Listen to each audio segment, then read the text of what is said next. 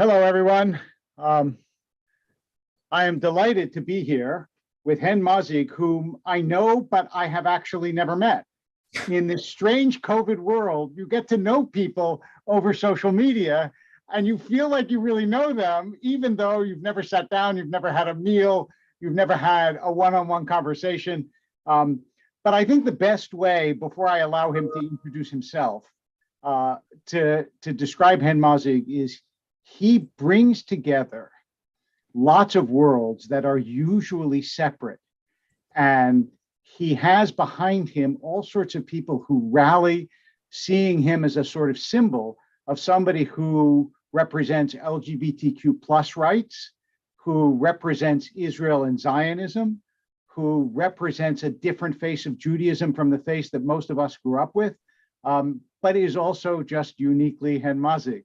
So it is really, I'm delighted, both for Sinai and also for me personally, to welcome you and to have you join us. Thank you so much, Rabbi Whoopi. It's a pleasure and an honor. And I know we never met, but I feel like reading a lot of what you're writing and following you, I feel like I know you already. So yeah, I don't think it's only COVID. It's also when you get the chance to read what someone thinks, you really get to understand them. So look, your messages, for example, on Instagram, which are always simple, succinct, and powerful, that we get to know you from seeing this. So give us your background. Like, where in Israel did you grow up, and how did you come to be who you are? So I grew up in Israel. I was born in Petah Tikva, a suburb of Tel Aviv. I guess most of Israel is a suburb of Tel Aviv, right? And I grew up I was born to a family of, my mom is Iraqi Jewish, and my dad is Tunisian Jewish. They both came to Israel. Their families came to Israel in the early 50s. I think that really informed a lot of my identity, being the son of Sephardi Mizrahi Jews that grew up with Arabic music at home and Middle Eastern cooking and eating food that today people say that we are stealing from other people, but those were the only recipes that I knew. That my family just, when they came to Israel, they came with nothing. The only thing they had was their culture, was their recipes that they cooked for millennia. That's what they brought with them to Israel. And growing up with this culture, I think it was, when people come to Israel, they often say they feel something about Israel, the flavor, the music, the atmosphere, the warmth. And I think all of this is really coming from this community, the Middle Eastern Jews, that all those flavors and all this, warmness and feeling like you're going into a, maybe some would call it Italian family. It's very, they'll tell you exactly what they think about you, and they'll be very direct. And if they love you unconditionally. And that's, that I think is very Sephardi Mizrahi thing that we have. And that was really the environment that I grew up with. And when I was 12, I think one of the most impactful things in my life happened when I was going to get an ice cream. And before I walked into this ice cream shop near my house, the place blew up because a suicide bomber walked inside and blew himself up. And that really, for me, was a pivotal point that I realized that I don't want this to be the future of Israel. I don't want it to be the future of my kids. I want to do something to fight for peace. And my military service, I was assigned to the humanitarian unit that works with the Palestinians, because I guess I spoke Arabic from home. With my grandmother speaks Arabic, Iraqi Arabic. So that really, I think, helped me get into this unit. And the COGAT unit, it's called. It's the unit that works in the West Bank with Palestinian civilians, was in charge of building infrastructure, roads, waterway sites, hospitals. I was in charge of humanitarian operations, life-threatening things for Palestinians that we were able to support them in. It was really a humanist, peaceful position to be in. And during my military service, I also I found that I found my connection to my true identity, because I was in the closet most of my life growing up. Growing up in Petah Tikva, it's to a family that comes from Iraq and Tunisia. They have specific ideas about LGBTQ people in general. So growing up in this, I would say, homophobic environment, in a sense, really made me feel that coming out would not be safe at home. Initially, and then I really, at the place that I found comfort was in the army as a soldier. I came out to my commander in the army. I can tell you later about that. And then I went to officer training school. I became an officer, served for 5 years in total.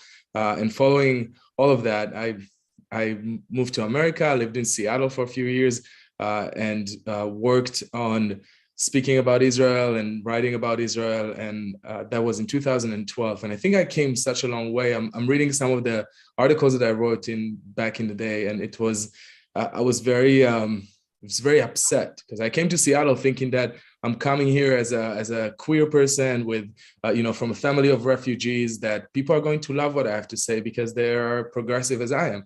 And it was really shocking to see that it wasn't, not only that I wasn't accepted, I was protested, and people attacked me, and they just didn't want me to speak, not because of being gay or being or because of my ethnicity or my it is my ethnicity in a sense, but it's just because I was born in Israel. And that really, I think, shook me so much that I wanted to do something to change that. And since then, till this day, I've been really committing all of my time and energy to try and advocate for. And it's really, I feel like I've come such a long way, and being more nuanced and understanding that I can't lead with anger and I can't lead with hate. We have to tell our story better. And that's what I'm doing today as a senior fellow at the Tel Aviv Institute, which is an institute that is fighting hate online. But yeah, sorry, that I gave you a long answer. That was a great answer. And it gives me so many things that I want to ask you about. And I want to start with having a really close and sustained connection with the Palestinians. What's your impression of the Palestinian people in general? And do you think that the average Palestinian on the street, as opposed to in the government, is prepared to accept a state of Israel as a partner? Well, I'll start with the fact that my military service was over a decade ago, so I understand that things are different now. But from my personal experience, I do think that many Palestinians, most Palestinians that I've met, they're people like us. They want better lives, and they don't care about politics as much. And of course, there's terrorist groups, and there are groups that are inciting hatred, and that's definitely exist. But from my personal experience, what I saw is people that are really, they just want to live their life and want to be just like us. They want to be happy. And I feel like what my unit is doing is really taking care of that, because once someone has, the work of my unit is also helping achieve peace, because once someone has a good job and a good career, and their kids are educated and they're going to school and they have food on the table, they're going to think twice before they go out and risk all of it for national struggle. I do personally think that there is a case to be made for a Palestine by Israel, and I think that personally, that's my opinion, because I do think that we are fighting for Zionism. I'm an ardent Zionist, of course, but I think that if we are making the case for our national rights, and it doesn't matter how long we've been a people as Jews, and we know we've been people for a few millennia, but the Palestinians are now also a people in this sense, and they're claiming national liberation. So I think that why we must be able to. We can't hold the sticks on both hands to tell everyone that we need national liberation, but the Palestinians don't. And I do think that there is readiness. It's just about politicians stop being politicians. And do you have connections with the gay community among the Palestinians? Because presumably it's a lot harder to be queer in Palestine than it is in Israel. Absolutely. I don't have the connection now, but when I served, there were not many, but a few Palestinians that came up to us and asked for help, and we did help them.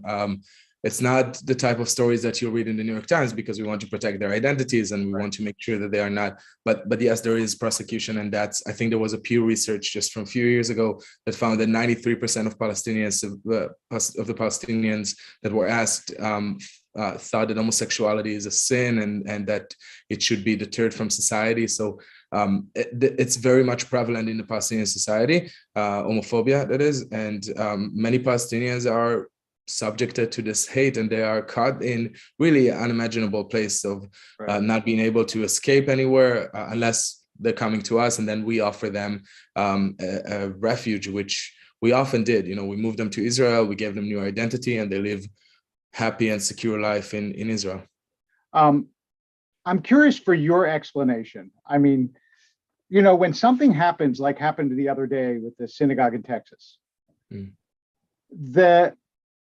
maybe the worst, since thank God they got out, maybe the worst part of that experience in some ways as an observer was to see that The Guardian and the BBC both put hostage in quotation marks.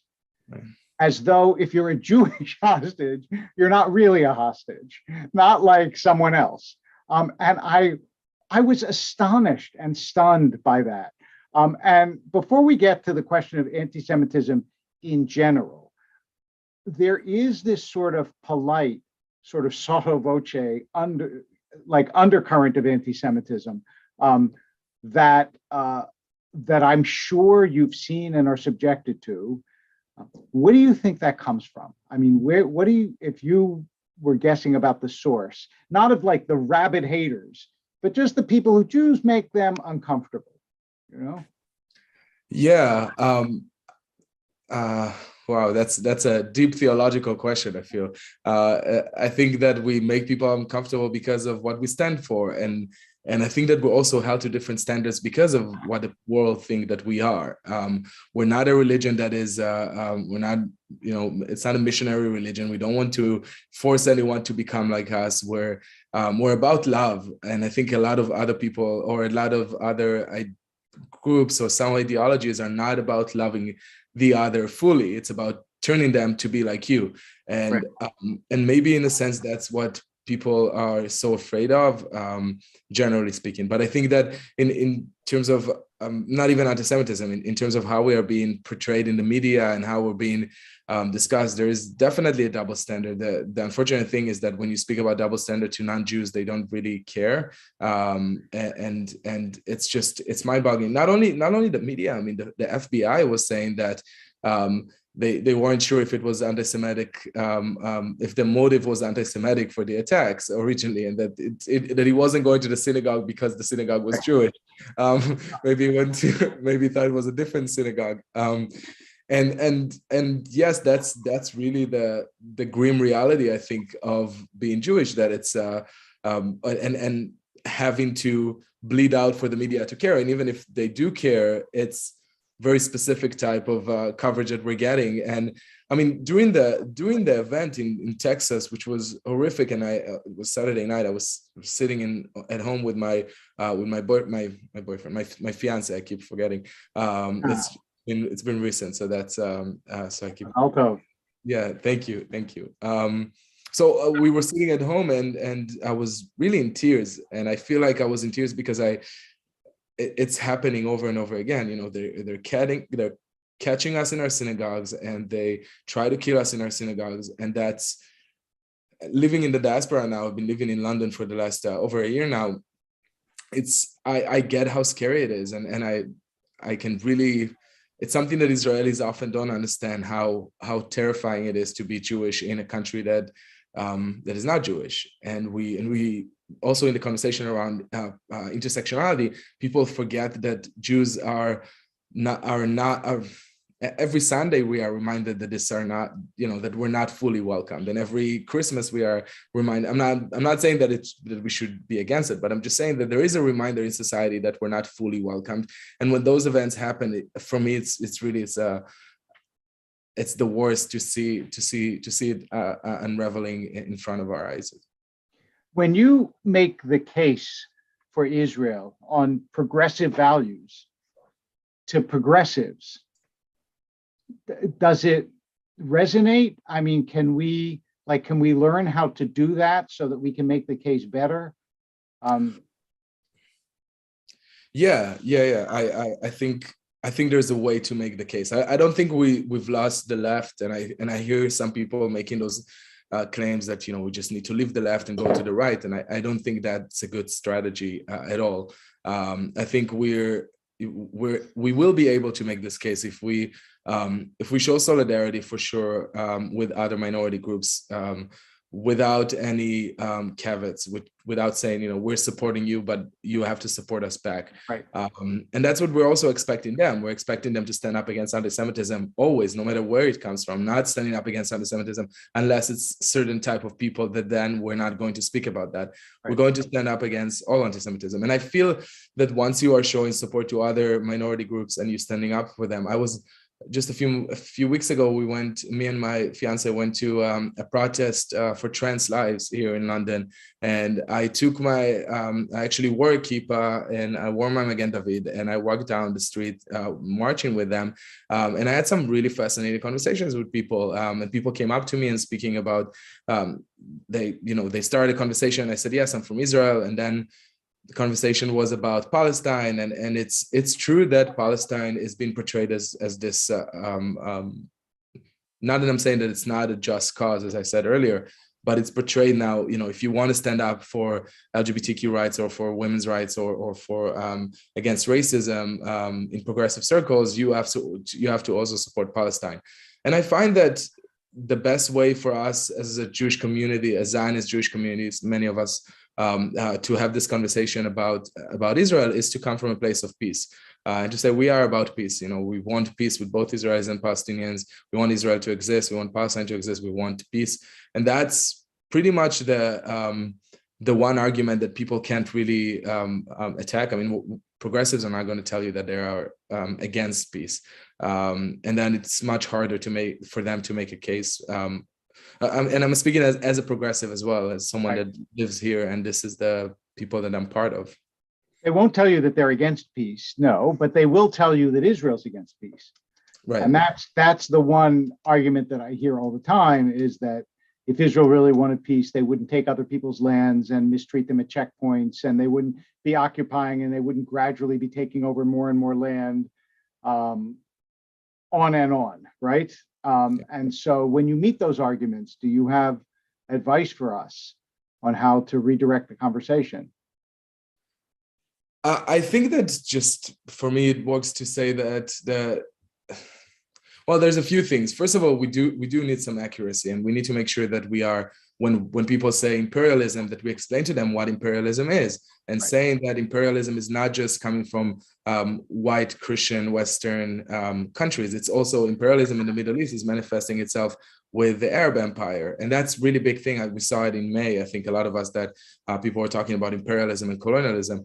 The best way to identify an empire is by language. The reason that I speak English is because English is an imperial language, and the way that the British Empire spread English is by colonizing other lands and forcing the local population to speak this language. The same way that Spanish is an imperial language, French is an imperial language, and Arabic is also an imperial language. There's only one place where people speak Hebrew, and it's in Israel. Israel is a national entity, while the Arab world is an imperial one, and Palestine and Palestinians are inherently connected to Arab imperialism. So we just need to make sure that those definitions are made clear. Even if I support a two-state solution, but I'm not going to forget the fact that this is part of the Arab Empire. The same Arab Empire, which, by the way, also oppressed almost 1 million Jews and force them out of their land and ethnically cleanse them, because that's another argument. I mean, it's just about fighting all those, making sure that we understand all those terms that are being thrown against us. And there are many. I mean, yes, there are a lot of terms, but to make sure that you understand what imperialism and colonialism is, that when they're saying ethnic cleansing, that we're putting things.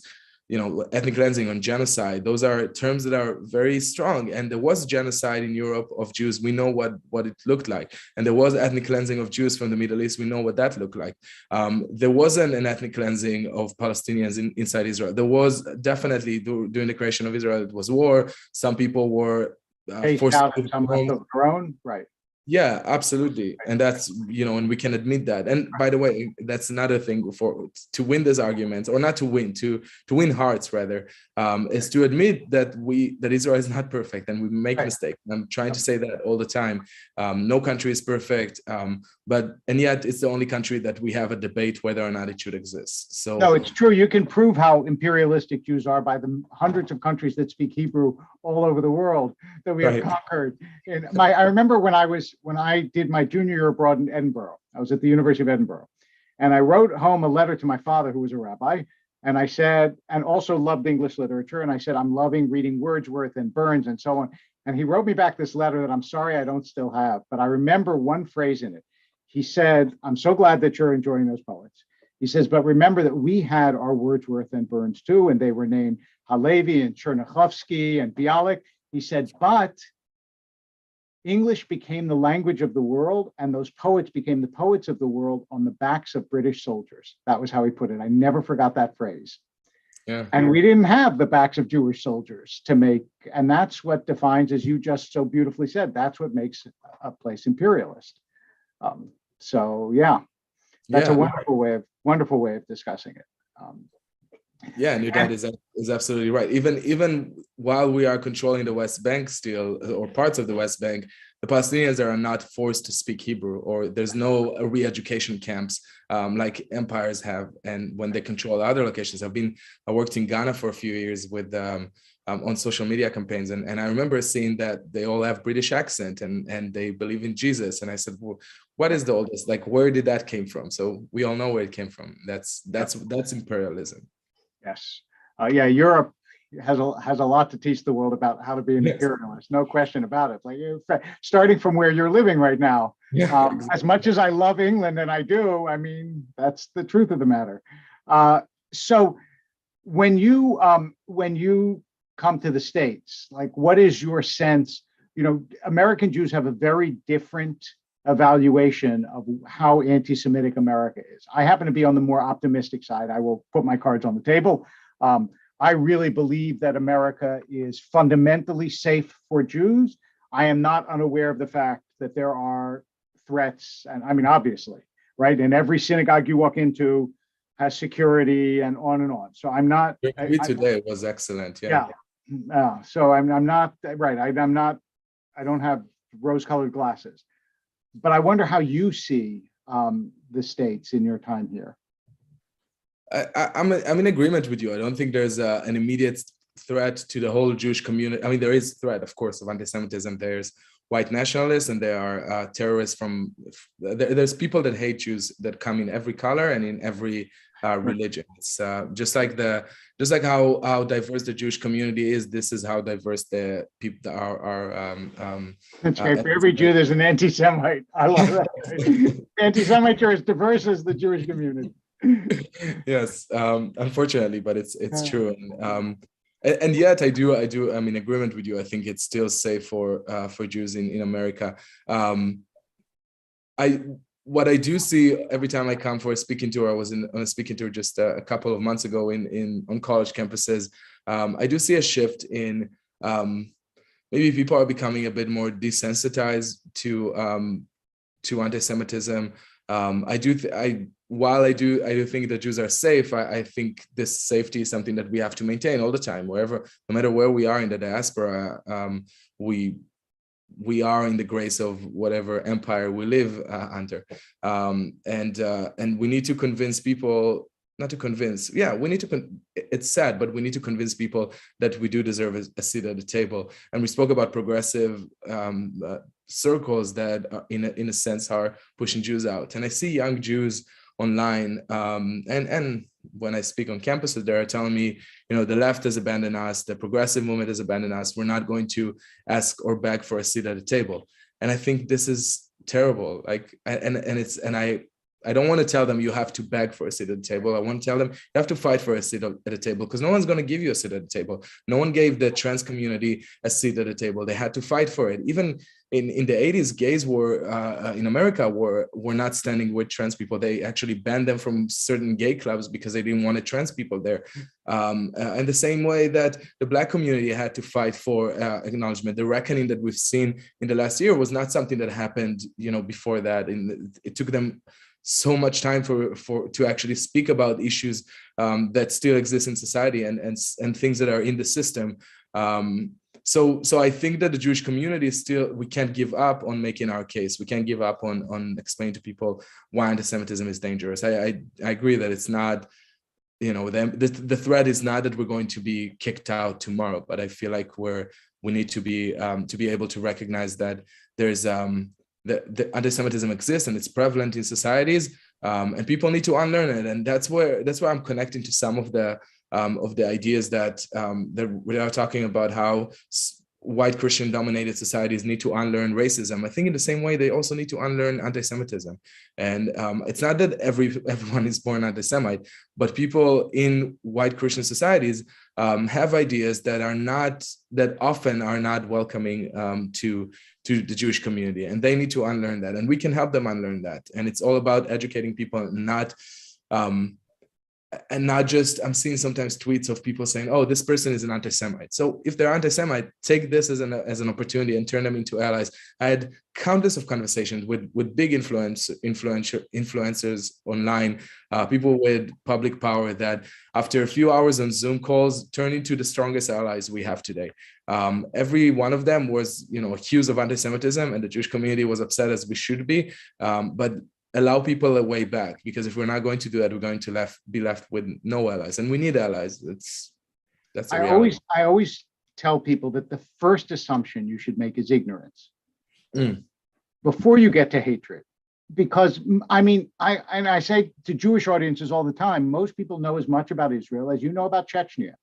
It's really important to people who live in Chechnya or in Russia. But you don't know anything about it because it's not. So the same thing, they hear something, they read something, and that's their opinion. So I really do think that that's incredibly important, and your ability to have conversations with those influencers matters a lot. I think you're a great person to answer this question. And I think, again, a lot of people online might not know the answer to this. Are Jews white? Oh, wow. We're going with the easy questions now, huh? The soft ones. Because everybody says we have this white privilege because we're white. Right. So so let's talk. So let's start with the title of the conversation, because we didn't touch it. The idea of Jewish privilege was which was a social media campaign that I initiated a couple of years ago, when some people from a forum called 4chan, which is a forum that is dominated by neo-Nazis and white supremacists, because there's no regulation there. They can say whatever they want. And they said, we're going to do a campaign and use this hashtag Jewish privilege because we want to hook the people on the left to this campaign because we're going to use privilege and then get them to attack Jews. And they spread lies like that Jews own the highest amount of slaves in America, and all those crazy ideas. And I said, okay, this hashtag is trending because of those people. Let's use it to educate. And I started with a hashtag Jewish privilege to educate about what is Jewish privilege for my family that came from Iraq and Tunisia with nothing as refugees, with other million Jews. And then other people joined in, like Sarah Silverman and Josh Gad, and a lot of many Jewish celebrities that shared their family's story. And that was really, I think it was really, really powerful. When we're talking about privilege in society, there are in a white Christian dominated societies, there is a privilege to a person that is white and Christian. And there's a privilege to men over women in many areas of life. There's privilege to straight people over LGBTQ people. And the privilege just means that you are not going to experience the same forms of, and I'm saying oppression carefully, because it's not only oppression. It's not oppression, just, oppression is a strong word, but for me to walk down the street with my fiance holding hand is something that we're always cautious about. And it's the same thing for not the same thing, but also for a Black person going into a shop, and the security person looking at them in a weird way, for them that's something that they need to think about. So that's what privilege means. In a white Christian society, there's no Jewish privilege because Jews are not privileged. We're not part of the dominated majority. We need to think twice when we're going to the synagogue. We need security in our synagogues. We need to think twice before we put out the Magen David necklace that we have on. We always have to be very careful on everything that we're doing. And that immediately says that you don't have privilege in this sense on being Jewish. I know that some Jews, some of my friends here and in America want to identify as white, and they're saying that for them, they feel like they benefit from passing into white society. So there's an argument to be made about being able to pass into a society as a white Christian dominated society, to pass and hide your identity. But even that, in and of itself, it's a racist idea, because then it's telling you, okay, only specific type of Jews are able to. It depends how pale your skin is and how you behave and what your name is. And being a person of color is not just how pale your skin is. It means that also your name can be a problem. And Jews also were not, and still are in some places, we're still facing prejudice. So the answer, if Jews are white, we're not in what white means and what whiteness represents in society, and the privilege that comes with it, because we are going to experience, white supremacy, and we are going to experience inequality, and some people would prefer someone with a Christian name that to hire them into their work. But are there Black Jews that that have different experience than Jews with a more pale skin? Absolutely, and their experience with racism is different. That's why I don't like terms like anti-Jewish racism. We shouldn't change, either anti-Semitism or anti-Jewish hate, definitely.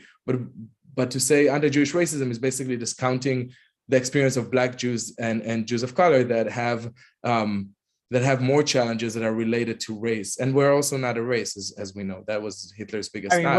One of the really remarkable phenomenon that I witnessed having come to Sinai now 25 years ago was that there's a large percentage of Persian Jews here who are clearly not white in the way that we think of white in America. Their skin, many of them, are much darker. And when they came from Iran, in fact, they faced all sorts of prejudice, sometimes because of the darkness of the skin, sometimes because they were from Iran, which everybody in America knew was this terrible country with terrible people. And so it's the problem in part of being Jewish is it doesn't fall into the categories that Americans are used to. So they don't quite know. I mean, where do you put a Persian Jew in the category of whiteness or Jewishness or Americanness? They don't fit neatly. And so people aren't quite sure what part they're supposed to dislike. It's hard. It's such an excellent point. It's the Persian Jews, but also Syrian Jews in New York, and Syrian Jews the same. Yeah, they can all tell you stories about how they're, and that's the question, like which part of them people dislike. Is it the Persian, Syrian? Is it their name? Is it the fact that Cuban Jews in Miami? The same thing. It's like a similar phenomenon. Yeah. Yeah, so we don't fit neatly into racial categories, and I don't think we need to force anyone. Someone told me, I'm using anti-Jewish racism to make it more accessible for the public, but we need to educate the public. Like, let's not be lazy. It's not. We shouldn't use something that the public. It's because then why not using anti-Jewish homophobia or anti-Jewish misogyny? Right. It's not the same. We need to explain to people what is anti-Jewish hatred. I agree that anti-Semitism is a bit, even the term itself, we need to strengthen it more. But I tweeted it the other day or posted it somewhere, that the people of forever are not afraid of a long journey, right? That's what we're about. Yeah. The way sometimes when people ask me what Jews are, I say that we're a religious family. Because you can join a family, like people can join the Jewish people, but you're also born into a family, which is not true if you're just a religion, because you can be born Jewish, which is strange for people who say, but the way you become Christian, for example, is you accept Jesus. But tomorrow I tell them, if I decided, all this stuff that I believe today, it's all wrong, I'd still be Jewish, which is very confusing if you're not part of this part of this world. So, do you did you, when you came out, did you feel a religious conflict inside yourself? Was it hard as a Jew, or did you feel like Judaism was spacious enough that it wasn't a problem? Well, I'll tell you where I grew up first, because I grew up more Orthodox, and I went to like very Orthodox kindergarten, and then Did you go to Sephardic Orthodox, because that's a little bit generally more tolerant, right, than Ashkenazi Orthodox in Israel? So the elementary school I went to was less. It was more generally more religious. It wasn't like ultra Orthodox. So it wasn't Sephardi or Ashkenazi. There was a mix. And then in high school I already went to a secular one. But I felt like growing up with this, and growing up with a father that was very strict, that, you know, we're not turning the light on Shabbat. We're not, you know, I fasted on Yom Kippur since I was like 9 or 10. I tried to like impress my dad. I felt like all the time I didn't really connect to my Jewish identity as I'm connected to it now. I followed things because this is what we do, and because I thought that if I'll follow the mitzvahs and I'll keep Shabbat and I'll do everything the way that he tells me, God would love me more. And I think that and after that, the more I evolve, and the more I learn about Jewish identity, the more whole I felt with my gay identity as well. Coming out was hard. I'm not feeling as good as I do now. I didn't feel as good as I do now. I felt like I was doing something wrong. I felt like this is, I have to pick one or the other. When I came out, I became more secular. I didn't really do any of the Jewish things that I'm doing today. And I feel like the more I learned about Judaism, and the more I understood what this identity means to me, I had it in my soul. I always felt what I am, but I didn't really, the rational part was not connected. And the more I learned about it, the more I found that I can be fully Jew. I can be fully everything I am. And, it's not about being. So the other thing is, we speak about identities, and I believe that we can always add identities. You don't need to be half and half. You can be 100% everything that you are. And the more whole I became with my gay identity, the more I feel like I also became gradually more whole with my Jewish identity. And we are, today we're doing every Friday Kiddush, and I'm going to shul, and I feel like and we're mentioning the holidays, and doesn't even cross my mind that maybe there is a problem with being gay. And that's something that if you ask me, 15 years ago, I would tell you, yes, I do think that there's a problem. And I remember thinking that, or maybe it was even a conversation I had with my dad, that he said, it's fine, but just you're not going to do a wedding, because that will be insulting to our religion. And now when I'm engaged, I cannot wait to have a Jewish wedding, and I cannot wait to raise Jewish kids. And, we want to adopt kids, and me and my partner agreed 100% they're going to be raised Jewish. I'm so happy. Like that's what's important for me to also tell to everyone that are listening to us. It's being whole with who you are and being full with who you are cannot be easier once you do it, and once you accept who you are. And it's like you become so much lighter and so much happier. So yeah. I'm so glad that you said that at the end, because one of the reasons I think why you're so effective on social media is because people feel a wholeness from you. Like you stand for what you stand for, and you do it without any apology or embarrassment.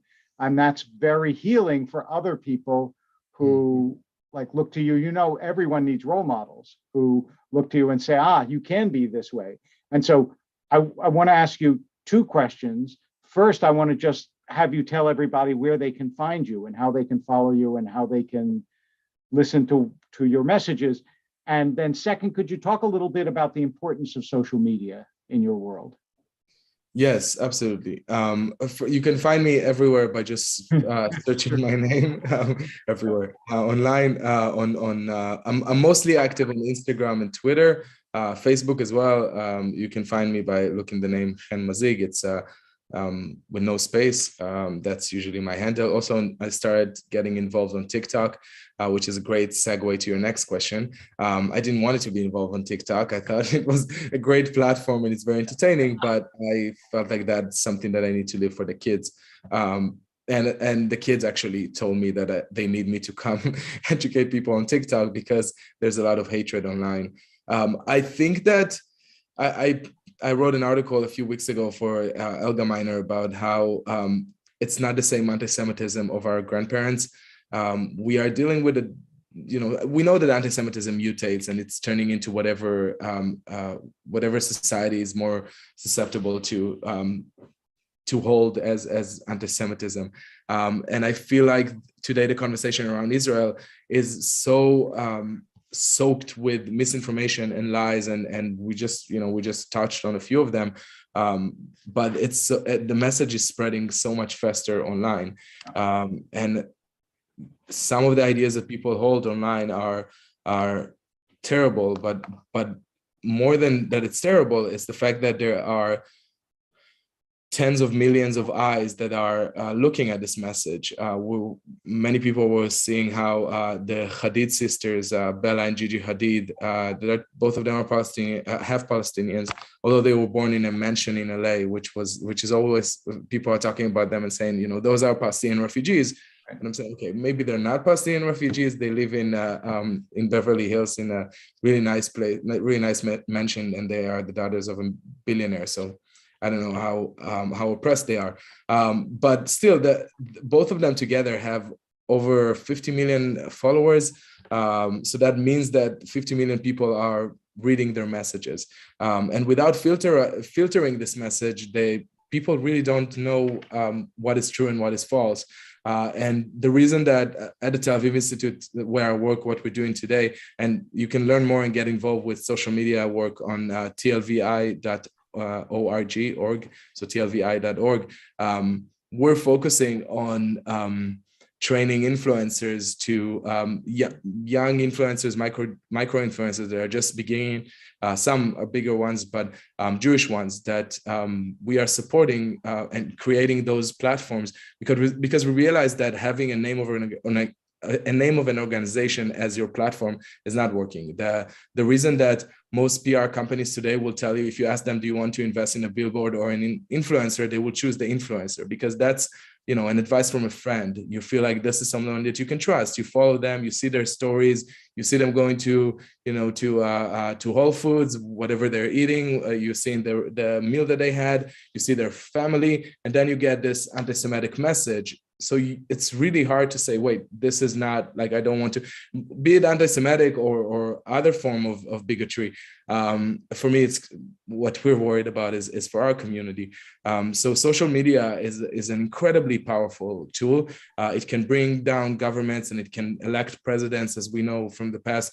It can, if it's in the wrong hands, it can cause real damage. And I think that as a community, we have to put more emphasis and make sure that we are not losing this fight on social media. And sorry, and one last point. It's very upsetting, and I know how upsetting it is. Been doing it for a decade, and I'm seeing anti-Semitism online, and I'm sure you, Rabbi Wolpe, you're often on social media saying things that are really, I know that are crafted very well, but often we're seeing anti-Semitism online and on Twitter, and the first instinct that we have is to just like scream or say something.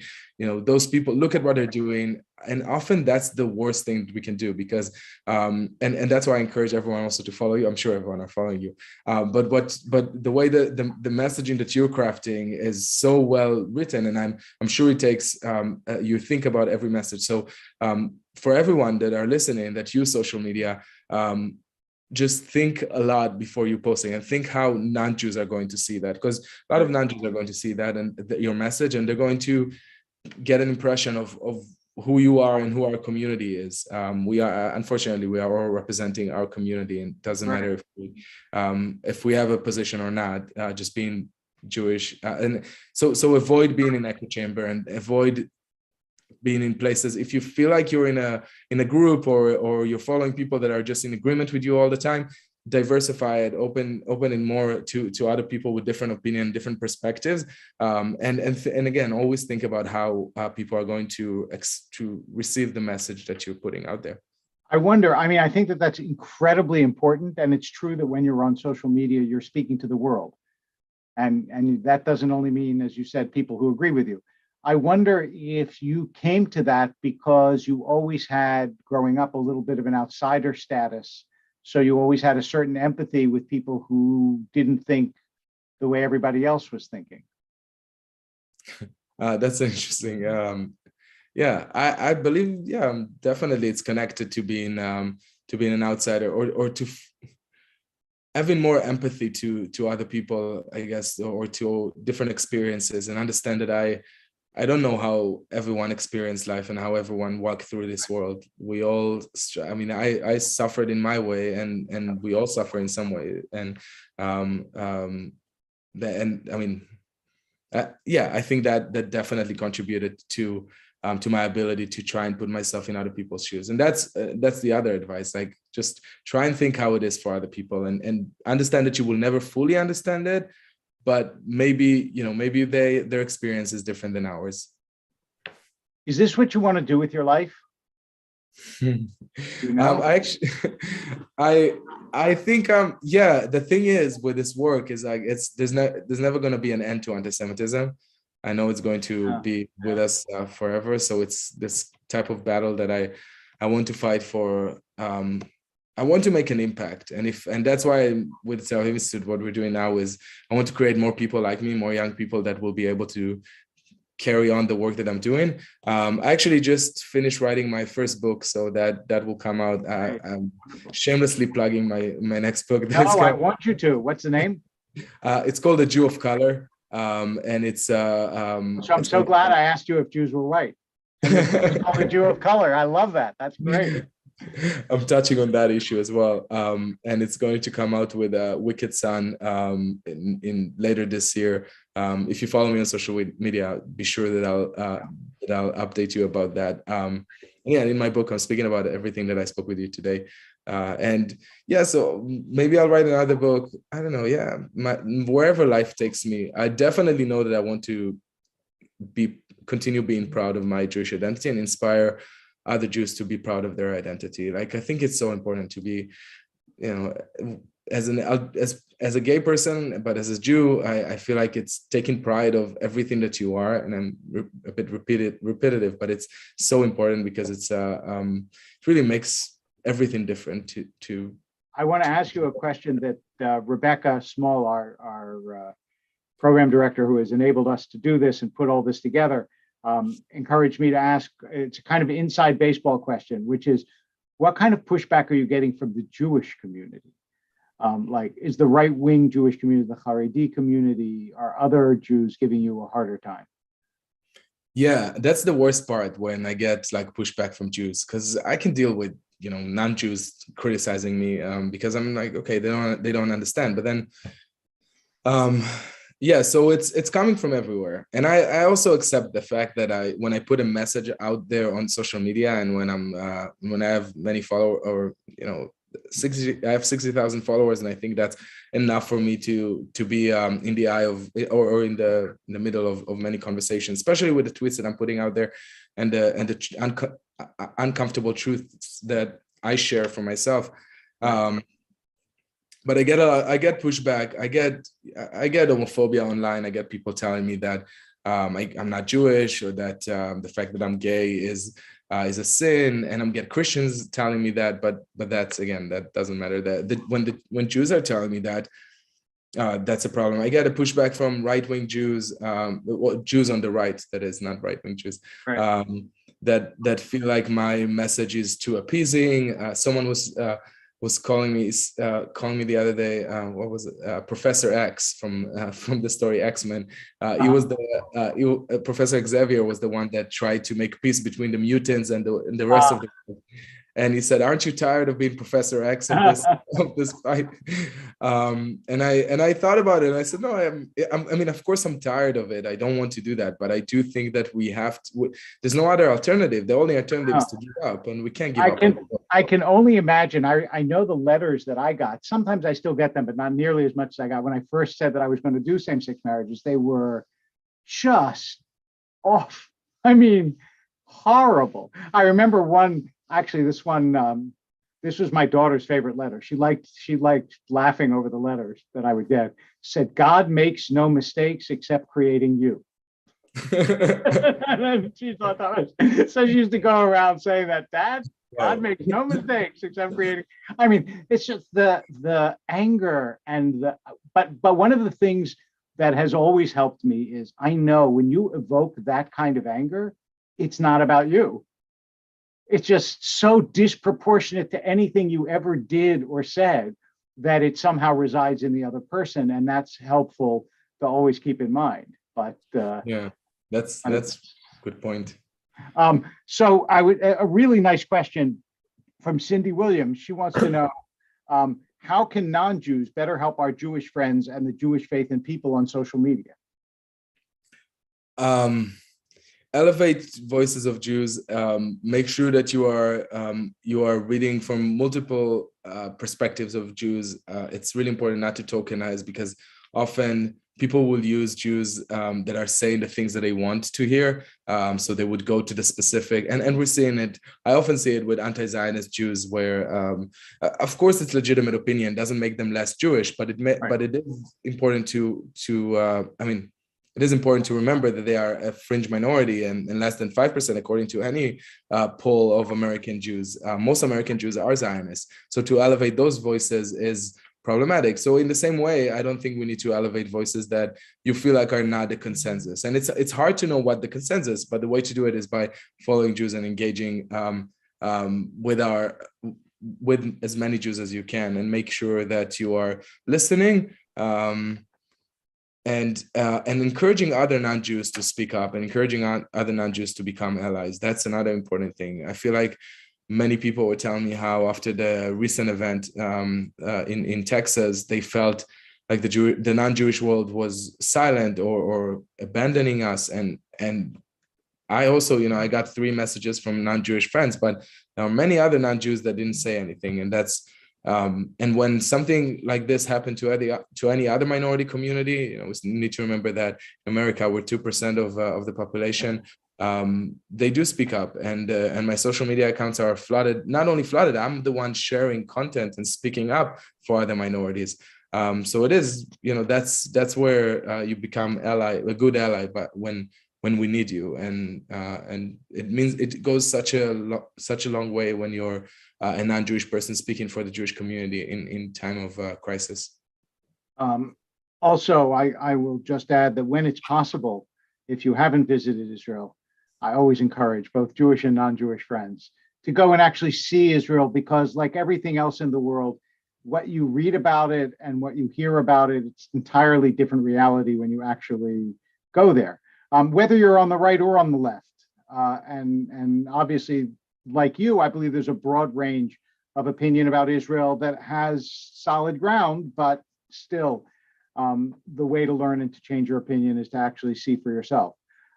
So in addition to that, now for the Jewish community, what advice do you have?